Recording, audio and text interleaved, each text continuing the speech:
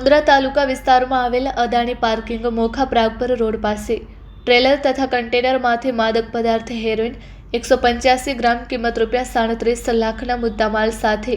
એક આરોપીને પકડી પાડતી એસઓજી પશ્ચિમ કચ્છ ભુજ કબજે કરેલ મુદ્દામાલ માદક પદાર્થ હેરોઇનનો જથ્થો 185 ગ્રામ કિંમત ₹37 લાખ, મોબાઈલ નંગ 2 કિંમત ₹20,000 તેમજ ડિજિટલ વજન કાંટો 1 કિંમત ₹200, રોકડા ₹1,59,105, ટ્રેલર 1 કિંમત ₹40 લાખ, કન્ટેનર 1 કિંમત ₹80 લાખ એમ કુલ 1,58,79,305નો મુદ્દામાલ કબજે કરવામાં આવેલ છે। પકડાયેલ આરોપીનું નામ કારજસિંઘ કુલબીરસિંઘ માનેસ, ઉંમર વર્ષ 30, રહે ધરમકોટ, જિલ્લો મોગા, પંજાબ। આ સફળ કામગીરી એસઓજી ભુજના police inspector Shri AD Parmar, police sub inspector Shri TB Rabari